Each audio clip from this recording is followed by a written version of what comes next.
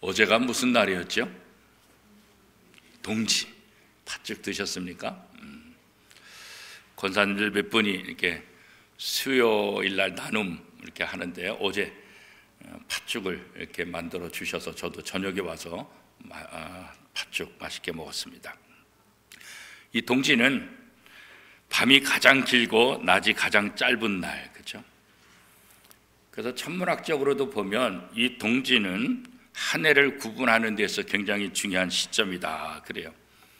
동지는 새해를 준비하는 전환점으로 여겨서 옛날에는 작은 설이다 이렇게 불리기도 했다고 합니다. 또 농경사회에서는 이 동지가 한 해의 농사를 마무리하는 시점이자 새해의 풍요를 기원하는 날로 또 인식해 왔다고 합니다. 동지하면 가장 떠오르는 음식은 바로 이제 팥죽이죠. 이 팥죽은 단순한 겨울철 별미가 아니라 조상들의 어떤 삶, 또 신앙, 넓게 얘기하면 신앙이 담긴 것이다. 그렇게 이제 이야기를 합니다. 붉은색은 예로부터 나쁜 기운과 악기를 쫓는 힘이 있다. 그래가지고 이제 붉은색을 많이 사용했잖아요.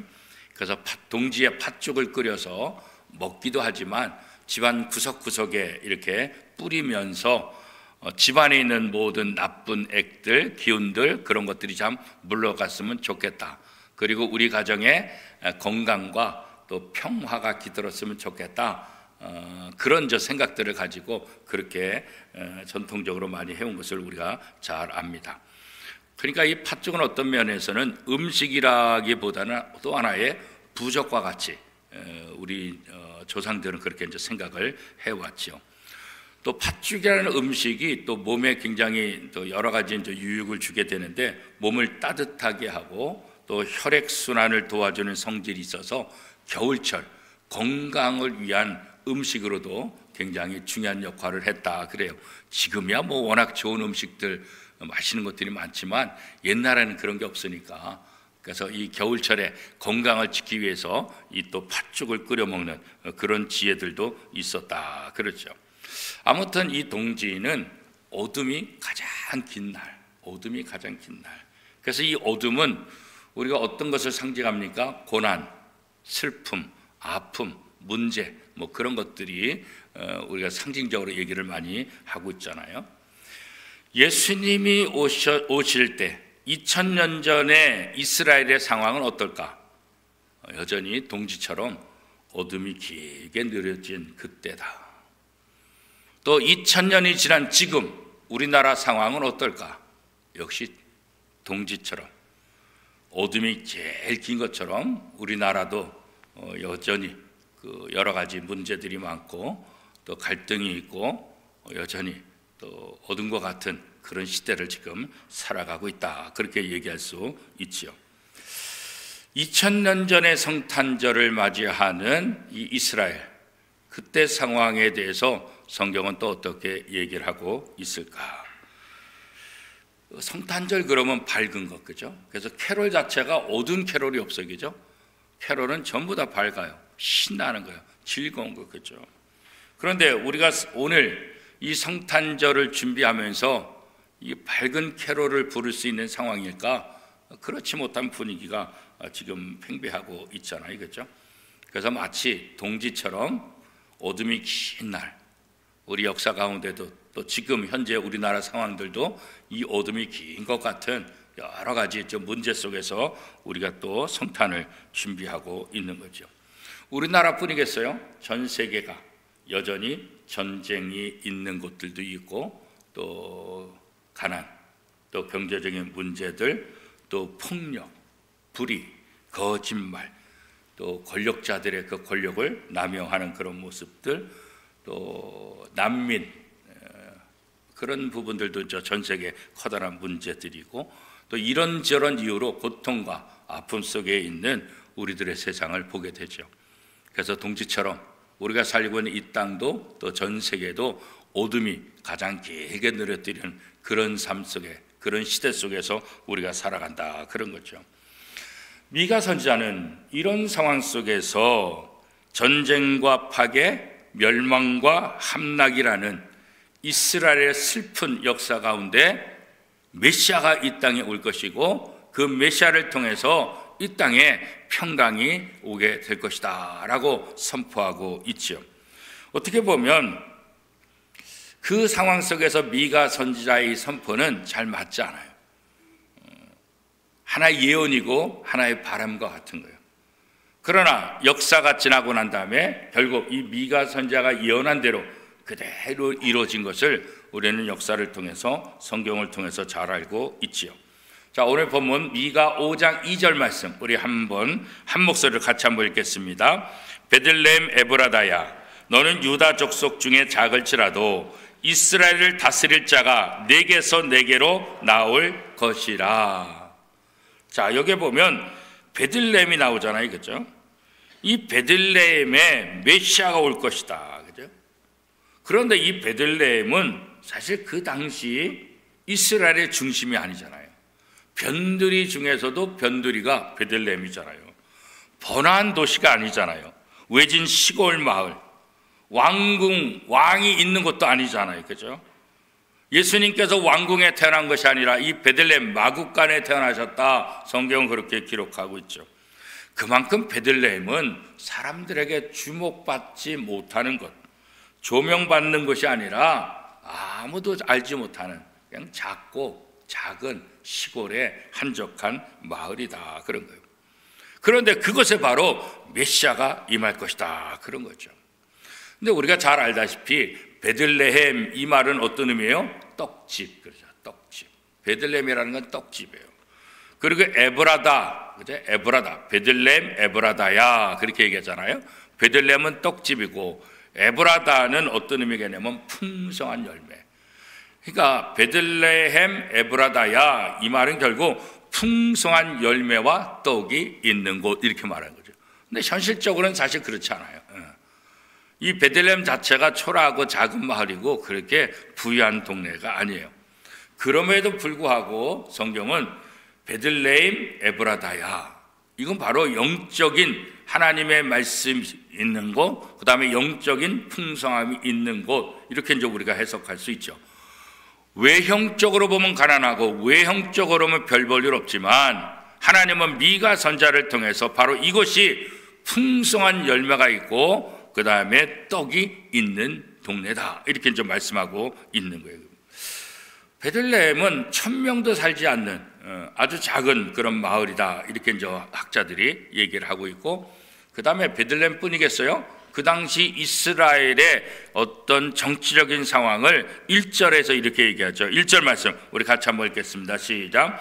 딸 군대여, 너는 떼를 모을지어다. 그들이 우리를 에워쌌으니 막대기로 이스라엘 재판자의 뺨을 치리로다. 이 뺨을 친다는 것은 뭐예요? 모욕이잖아요. 모욕과 수치를 주기 위한 행동으로 뺨을 때리는 거죠. 그러니까 진짜 다른 데 맞아도 좀 괜찮지만 뺨을 맞으면 진짜 이거 기분 나쁘잖아요. 굉장히 모욕을 주는 거잖아요, 그죠? 근데 이스라엘의 지도자들이 뺨을 맞게 될 것이다. 왜 그래요? 전쟁에서 졌으니까. 전쟁에서 졌으니까 적장들에게 뺨을 얻어맞는. 이 말은 결국 뭐예요? 전쟁에서 졌으니까 모든 지도자들이 그 수치를 당하고 정말 괴롭힘을 당하고 모욕을 당하는. 그러니까 지금 이스라엘의 상황이 어떤 상황인지를 구체적으로 이렇게 미가 선지자를 통해서 얘기를 하고 있는 거죠. 그런데 바로 이렇게 모욕을 당하고 수치를 당하는 그 상황 속에서 미가는 뭘 얘기하고 있는 거예요? 주목받지 못하는 땅, 별 볼 일 없는 연약한 그 땅에서 이스라엘을 다스릴 자 메시아가 태어날 것이다, 이렇게 선포하고 있는 거예요. 사실 미가 선지자의 이런 예언을 통해서 하나님은 하나님께서 어떻게 일을 하시는지를 우리에게 보여주고자 함이죠. 대단한 나라, 권력자, 힘 있는 사람, 그런 사람들을 통해서 하나님께서 하나님의 역사를 이루시냐? 그렇지 않다는 거예요. 어떤 면에서 하나님은 보잘것없는, 별 볼 일 없는 작은 자, 작은 나라, 힘이 없고 연약한 자들, 그들을 통해서 하나님의 나라를 세우시고 하나님께서 일하신다는 그 하나님 나라의 원리, 겸손한 자를 통해서 일하시는, 그래서 예수님도 겸손한 자로 낙이 타고 이 땅에 또 예루살렘에 입성하는 것을 우리가 보게 되잖아요. 그렇죠? 그래서 사도 바울은 이 사실을 알았기 때문에 빌립보서 2장 6절에서 8절까지 말씀을 보면 이렇게 얘기를 하고 있어요. 그는 근본 하나님의 본체시나 하나님과 동등됨을 취할 것으로 여기지 아니하시고 오히려 자기를 비워 종의 형체를 가지사 사람들과 같이 되셨고 사람의 모양으로 나타나사 자기를 낮추시고 죽기까지 복종하셨으니 곧 십자가에 죽으심이라. 그런 거죠. 하나님이 다스리는 그 나라는 무력이나 경제력으로 장악해서 강권적인 방식으로 일하는 그런 나라가 아니라는 거예요. 오히려 하나님의 나라는 그런 무력과 경제력을 장악해서 세워지는 나라가 아니라 오히려 겸손하고 낮아지는데 어디까지요? 십자가에 못 박기까지. 자기를 내어주는 그 완전한 헌신, 그 헌신을 통해서 하나님의 나라를 세워가는 것. 그게 바로 하나님의 방법이다. 그런 거죠. 그러니까 세상 사람들의 생각, 세상 사람들의 방법과는 전혀 다른 방법을 통해서 하나님께서 일하시는 거예요. 누구도 예상하지 못한 땅, 누구도 예상하지 못했던 작은 떡집, 그 베들레헴에 메시아가 태어난다? 아무도 이렇게 얘기한 사람이 없어요. 그러나 그 떡은 뭐예요? 이 땅에 생명의 떡으로 오시는 예수 그리스도를 상징하고 있는 거예요. 요한복음 6장 32절에서 35절은 그래서 이렇게 고백하고 있어요. 예수께서 이르시되 내가 진실로 진실로 너에게 이르노니 모세가 너에게 하늘로부터 떡을 준 것이 아니라 내 아버지께서 너희에게 하늘로부터 참떡을 주시나니 하나님의 떡은 하늘에서 내려 세상에 생명을 주는 것이니라. 그들이 이르되 주여 이 떡을 항상 우리에게 주소서. 예수께서 이르시되 나는 생명의 떡이니 내게 오는 자는 결코 줄이지 아니할 터이요 나를 믿는 자는 영원히 목마르지 아니하리라. 예수님께서 베들레헴 말구에 오신 것 자체가 베들레헴이 떡집이라는 것, 그것은 상징적으로 예수님이 누군지를 얘기하고 있는 거예요. 바로 예수님은 이 땅에 생명의 떡으로 오신다.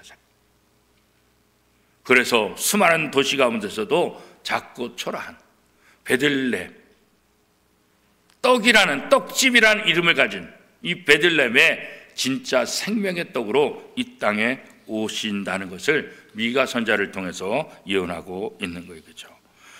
사람들은 예수님을 맞이할 때 자기의 욕심을 이뤄줄 구세주라고 생각했잖아요. 그죠? 그래서 예수님을 왕으로 영접했잖아요. 예수님께서는 낙이 타고 예루살렘에 입성할 때 종려나무 가지를 가지고 호산나 구원하소서, 호산나 구원하소서. 그렇죠? 우리의 문제를 해결해 주고 우리에게 필요한 것들을 다 채워주실 왕으로서 예수님을 맞이했고, 그리고 예수님께서 여러 가지 기적을 일으키는 것을 보고 예수님을 왕으로 세우려고 사람들이 강제적으로 애썼던 모습을 우리가 성경을 통해서 알 수 있죠. 요한복음 6장 15절에 보면 그래서 이렇게 말하고 있어요. 그러므로 예수께서 그들이 와서 자기를 억지로 붙들어 임금으로 삼으려는 줄 아시고 다시 혼자 산으로 떠나가시니라. 그러니까 세상 사람들이 이런 예수님이야말로 우리의 왕이다, 그래서 억지로 예수님을 왕으로 세우려고 할 때 예수님이 떠났죠. 그들이. 왜냐하면 하나님이 원하시는 왕이 그런 왕이 아니기 때문에. 세상 사람들이 원하는 왕, 세상 사람들의 방법대로 세워지는 왕, 그 왕이 아니라고요. 그러나 세상 사람들은 이 메시아를, 이 예수를 자신의 욕심과 자신의 필요한 것들을 채워주는 그런 왕으로 생각했던 것 아니겠어요? 그죠? 하나님은 작고 초라한 그 땅에 세상을 구원할 생명의 떡이신 예수 그리스도를 탄생시킨 것처럼 오늘 우리가 작고 보잘것없는 우리 속에 주님이 오시고 우리 가정에 오시고 우리 교회에 오셔서 작고 보잘것없는 우리를 통해서 하나님의 나라를 만들어 가시기를, 하나님의 나라를 이루어 가시기를 원하신다는 사실이죠.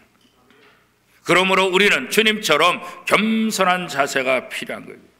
하나님께서 비록 부족하고 나약하지만 나를 찾아오셔서 나를 통해서 하나님의 위대한 일을 하시기를 원하신다는 사실.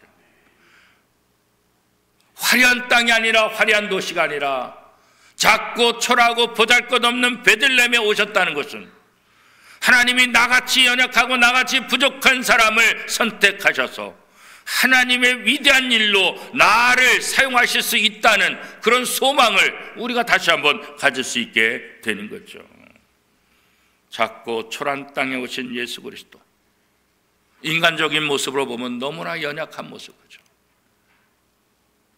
아니, 아기가 태어나는데 아무리 가난해도 집에서 태어나잖아요. 그런데 이 땅에 메시아로 오신 예수님은 어떻게 해요? 집에서 태어나지 못하고 말 구위에서, 요즘 우리말로 표현하면 지푸라기 위해서 태어난 거죠. 이렇게 태어난 사람이 세상에 있어요. 그죠? 이 세상에 아무리 가난해도 지푸라기에서 태어난 사람이 어디 있어요? 그죠?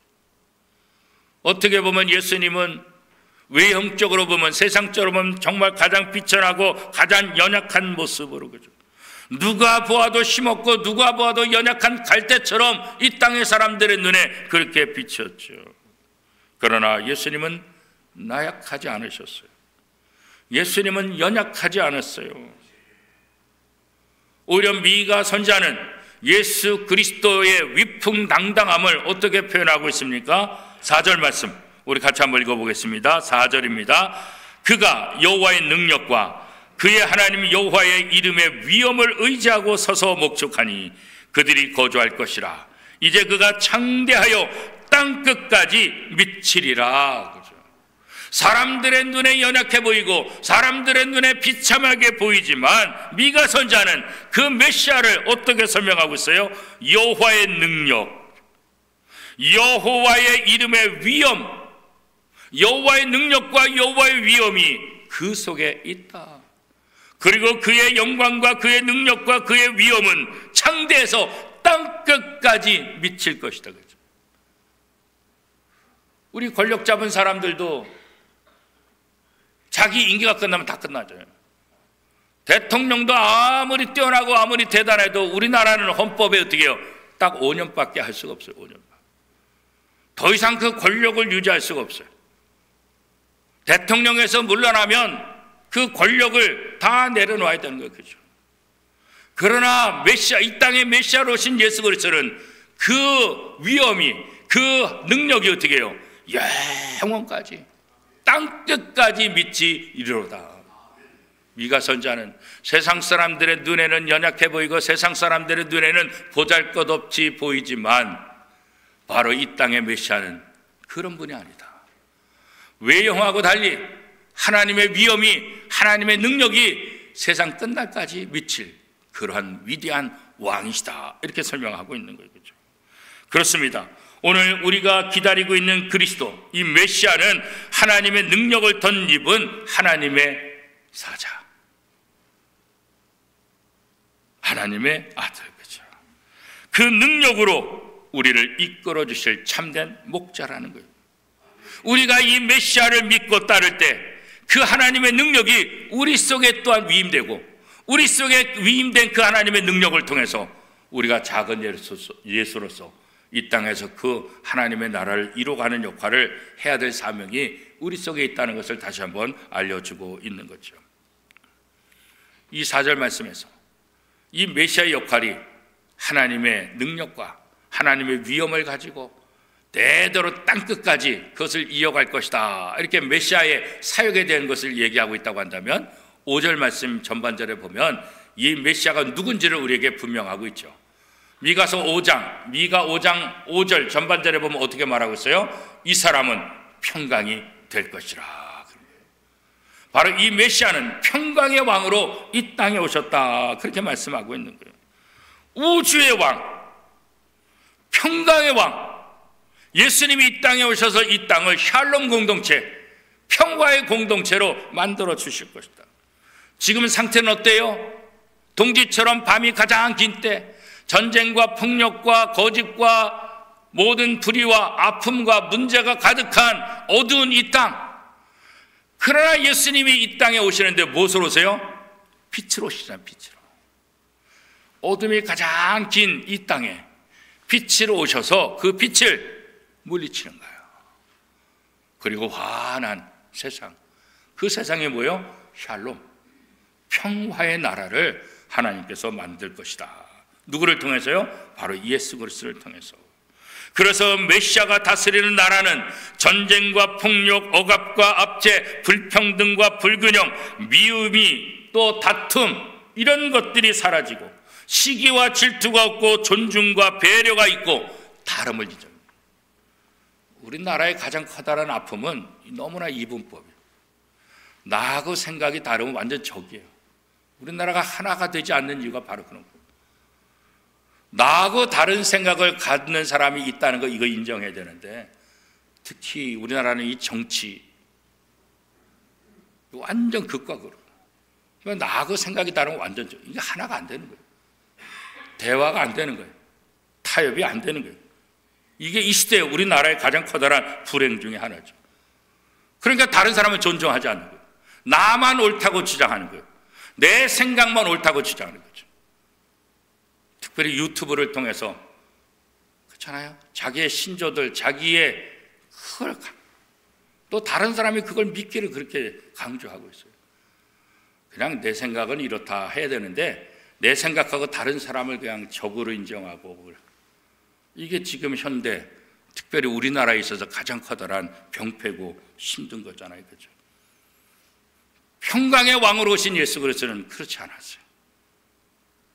약한 자들, 그들을 배려하고, 그죠? 그들을 존중하고, 그죠? 갈등과 반목이 아니라 서로를 나보다 낮게 여기는 존중하는 마음.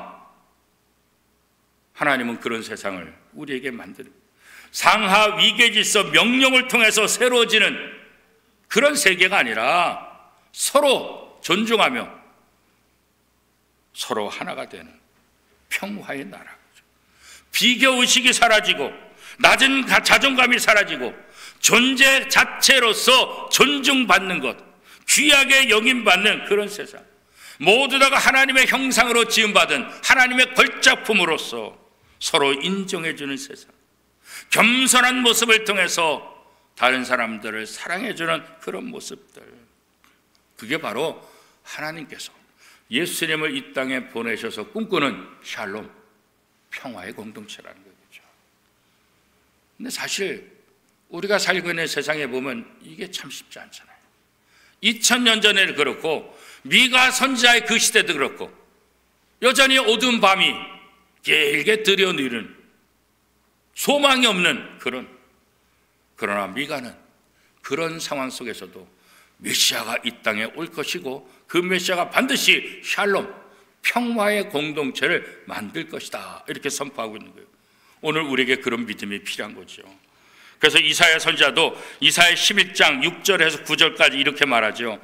그때 이리가 어린 양과 함께 살며 표범이 어린 염소와 함께 누우며 송아지와 어린 사자가 살찐 짐승이 함께 있어 어린아이에게 끌리며 암소와 곰이 함께 먹으며 그것들의 새끼가 함께 엎드리며 사자가 소처럼 풀을 먹을 것이며 젖먹는 아이가 독사의 구멍에서 장난하며 젖된 어린아이가 독사의 굴에 손을 넣을 것이라.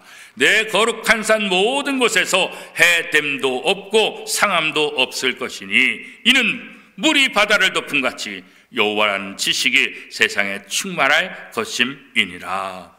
이게 바로 하나님께서 메시아 예수님을 통해서 이 땅에 세울 평화의 공동체, 그 모습이다. 그렇게 이사야 선지자를 통해서 우리에게 소개하고 있는 거죠. 예수 그리스도를 믿음으로 예수님께서 이 땅에 오신 평강의 왕으로 오신 그 목적을 우리의 삶 속에서 일어난, 지금은 어둠이 짙게 내려있지만, 지금은 아무런 소망이 보이는 것 같지 않지만, 우리는 눈앞에 보이는 우리의 현실을 믿는 것이 아니라 메시아가 이 땅에 와서 다시 평화의 나라를 만드실 것, 하나님이 예수님을 사용하신 것처럼 예수님 오늘 우리를 통해서 그 평화의 공동체를 만들기를 원하신다는 것. 꿈이 아니라 예수 그리스도를 통해서 그 일이 이루어질 것이라고 믿는 것. 결국 이사야가 미가 선지자를 통해서 예언했던 그 날이 2000년 전에 이 땅에 일어났고 평강의 왕으로 오신 예수 그리스도를 통해서 죄 문제가 해결되고 하나님의 자녀들의 그 기쁨을 맛보게 되는 것을 우리는 또 신약 성경을 통해서 보고 있지 않습니까? 정말 하나님의 나라가 완성될 수 있을까? 정말 샬롬 공동체가 이 땅에서 이루어질 수 있을까? 이런 생각을 우리가 하게 되잖아요, 그렇죠? 믿음이라는 게 뭐예요? 믿음은 눈에 보이지 않지만 하나님이 약속한 것이 그대로 이루어질 줄 바라는 것, 소망하는 것, 이게 진짜 믿음 아니겠어요, 그렇죠? 우리에게 이 믿음이 실현되기 위해서 가장 중요한 건 뭐예요? 말씀대로 되리이다. 말씀대로 이루어지는 것을 믿습니다. 이 믿음이 우리에게 필요한 거잖아요, 그렇죠? 믿음은 누림이에요, 그렇죠? 믿음은 교리에 갇힌 것이 아니라 믿음은 현실 속에서 누리는 거예요. 우리가 갖고 있는 믿음이 교리적인 믿음으로 우리 머릿속에 우리의 꿈꾸는 것을만 끝나고 있다고 한다면 이 믿음이 무슨 의미가 있겠어요, 그렇죠? 이 믿음은 우리의 현실 속에도 누려야 되는 거예요. 누리지 못하면 참된 믿음이 되지 않는 거예요. 사도 바울은 확실한 믿음 때문에 고린도전서 1장 24절에 오직 부르심을 받은 자들에게는 유대인이나 헬라인이나 그리스도는 하나님의 능력이요 하나님의 지혜니라 이렇게 말했다. 그리스도는 하나님의 능력, 그리스도는 하나님의 지혜라고요. 로마서 1장 16절에서는 내가 복음을 부끄러워하지 아니하노니 이 복음은 모든 믿는 자들에게 구원을 주시는 하나님의 능력이 됨이라. 그렇죠? 복음은, 이 믿음은 하나님의 능력이라는 거겠죠. 하나님께서 우리에게 메시아를 보내주신 이유는 바로 그 메시아 예수 그리스도를 믿고 그 믿음으로 자유케 하시는 하나님의 은혜, 하나님의 평강을 누리기를 원하시는 거겠죠. 그래서 하나님은 비록 작은 땅 베들레헴 같은 초라하고 주목받지 못한 이곳, 우리들 마음속에, 또 우리 원미동 교회, 또 실패와 낙담과 또 모든 연약함으로 얼룩진 이 땅에 찾아오신 거예요. 그렇죠? 마치 삭개오를 찾아오셔서 누가복음 19장 5절에 보면 삭개오야 속히 내려오라 내가 오늘 네 집에 유하여 하겠다. 유대인들 중에서 누가 삭개오를 친구 삼겠어요? 누가 삭개오 집에 가겠어요? 누가 삭개오하고 가깝게 지내? 다 삭개오는 모든 사람이 싫어하는 사람. 그러나 주님은 그런 삭개오의 집에 임하고 내가 오늘 네 집에 유하야 되겠다. 작고 보잘것없는 사람들에게 버림받은 사람에게까지 주님은 찾아오셔서 자유를 누리게 해주고 평화를 누리게 하시는 거겠죠. 이것이 바로 예수님께서 이 땅에 오신 목적. 이것이 저와 여러분을 통해서 우리 원미동교회를 통해서 하나님께서 이루시기를 원하시는 거예요. 사랑하는 원미동교회 성도 여러분, 이번 성탄절을 통해서 우리에게 이 평강의 왕, 주님의 다스림이 우리 현실 속에서 누릴 수 있는 그런 성탄이 될 수 있기를 축복합니다. 실패감이 사라지고 어둠이 사라지고 승리의 삶이 우리 속에 깃들일 수 있도록. 어제 동제를 맞이하면서 이제는 어둠이 가장 길었는데 이제는 뭐예요? 낮이 점점 길어지는 세상. 우리가 지금 현실 속에서 여러 가지 어둠, 여러 가지 아픔들, 여러 가지 갈등들, 그렇지만 이번 성탄을 통해서 어둠이 물러가고 빛이 점점 길어지고 낮이 길어지고 소망이 길어지고 하나님의 영광의 날이 길어질 수 있도록 우리가 함께 기도하고 우리 믿는 사람들이 이 일을 위해서 함께 쓰임 받아야 되지 않겠습니까? 이것이 메시아가 2000년 전에 작고 보잘것없는 베들레헴 땅에 왕으로 오신 이유가 아니겠습니까? 이번 성탄절을 통해서 모든 전쟁과 폭력이 사라지고 하나님의 평화가 깃들일 수 있도록 저와 여러분이 이 성탄의 의미를 가지고 우리의 가정에서, 우리의 직장에서, 우리가 섬기는 이 교회에서, 우리가 살고 있는 이 땅에서 작은 평강의 왕으로서 이 사명을 잘 감당해서 우리 교회를 통해서 저와 여러분을 통해서 평화가 날마다 더 번져나가고 이 세상이 평화의 세상으로 또 다시 한번 거듭나는 그런 세상이 될 수 있기를 축복하고 그렇게 쓰임받기를 축복합니다. 오늘 주신 말씀을